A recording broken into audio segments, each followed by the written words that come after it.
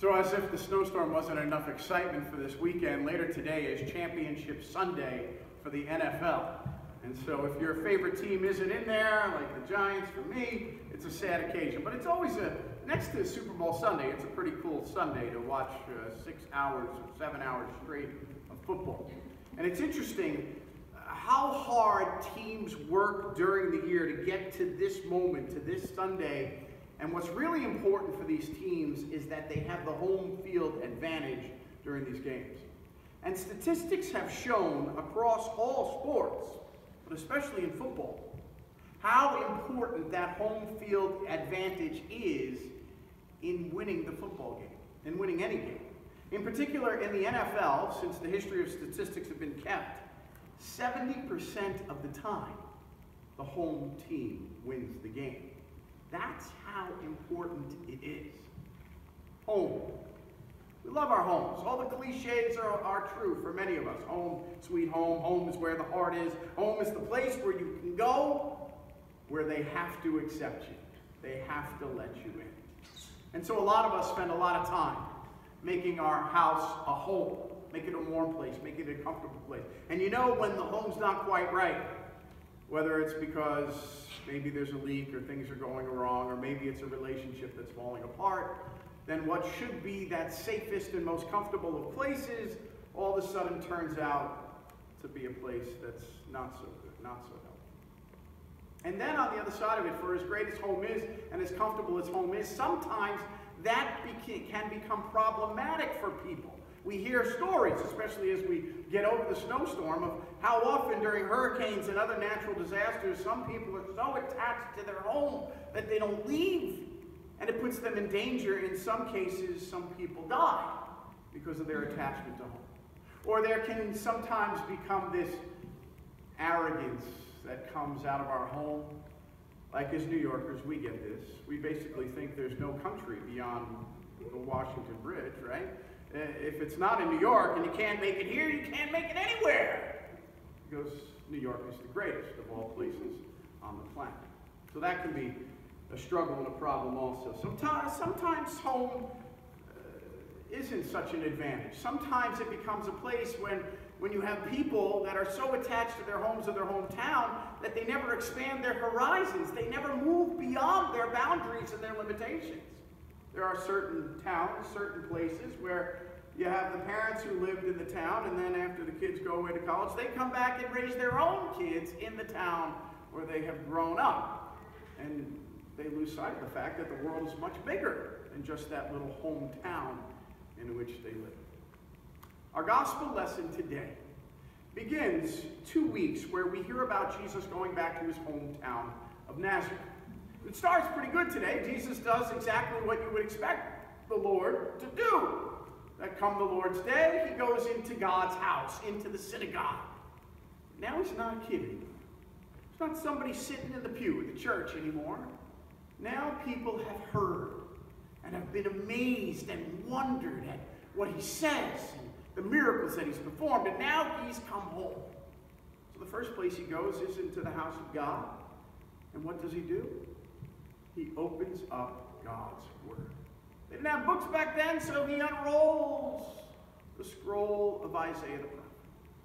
Isaiah the prophet, written over 700 years before Jesus would stand in that house of God. A testimony to the enduring power of the word of the Lord. And he reads beautiful words from the prophet Isaiah. And the people are amazed for a little while. Basically until they get into the church parking lot. Then all of a sudden it changes. And we'll hear next week how all of a sudden Jesus was questioned. Isn't this the carpenter's son? And by the end of the dialogue and the encounter, people discredited everything that Jesus proclaimed in the beauty of the gospel lesson today. Reminding us that sometimes our homes can get a little too familiar. Our homes can get a little bit too comfortable. How does that translate to us today? What does it communicate to us today? It's a question of, what does the church mean to us? And how does our comfort in the church affect the work of the Lord.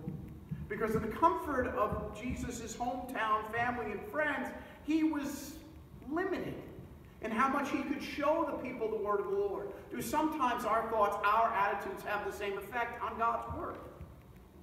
You hear lots of stories, and I've heard throughout my pastoral ministry, all sorts of stories about how people's comfort and familiarity in the church has put a limitation on what the church could do. We didn't always do it that way. Can't we do it the way we always did it? It's a common phrase that people say in church. Sometimes we make jokes about coming into church and finding somebody sitting in our pew, forgetting that the church is a place to welcome the stranger and the hurting. Sometimes those attitudes can limit the power of God's mission and ministry. And that's always a question for the people of God. We know the church is ours. We've been blessed by the gifts that God gives. We know how much it means to us. But as with any good gift, we are called to share it. And that's what Jesus was proclaiming in his hometown when he went into the house of God. He went back to the authority of the Word of God, to the long-spoken words of Isaiah the prophet, and reminded the people that what makes God's house our home is not the same thing that makes our homes so comfortable. What makes God's house our home is how God has gone beyond the limitations and the boundaries and the comfort of people to bring in the outcast and the hurting and the struggling. So speaking the words of Isaiah the prophet, Jesus just reads, "The Spirit of the Lord is upon me because he has anointed me to bring good news to the poor." In a day and age where social class warfare continues to be a reality, where the gap between the rich and the poor is getting bigger and bigger, Jesus would stand up today in the house of God in the same way that he stood up in the house of God so long ago and say, "This place is for the poor. Good news for the poor." And he says, "He has sent me to proclaim release to the captives and recovery of sight to the blind." Not merely those physical ailments, but those who are captive by their own struggles, internally, externally, dysfunctionally, psychologically.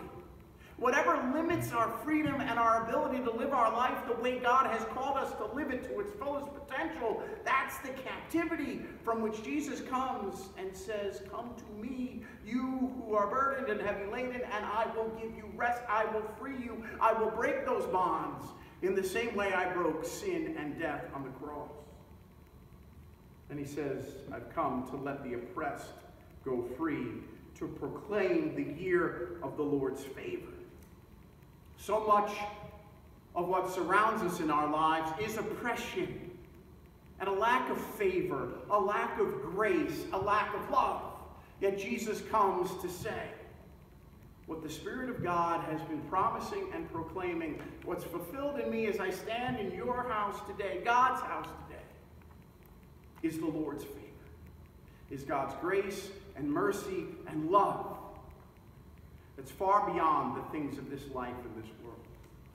Ultimately, what Jesus was doing once again was pointing the people of God beyond the comforts of this life and this house to the blessings of our heavenly home and the gifts yet to come. That's what St. Paul was doing in our epistle lesson. That was the point that he was making in reminding the people of God, the early church, the Corinthian church, that everyone's got different gifts. Everyone's different. There's a lot of diversity, and that diversity should not be seen as something that is limiting or prohibitive, but that diversity is all according to God's design. That the kingdom of heaven is made up of all different people from all different backgrounds with all different gifts for God's glory and God's purpose. So we love our home. We love our church home. But this is merely a place to lift up our hearts and our lives and point us to our one true eternal home. Heaven is our home. Amen.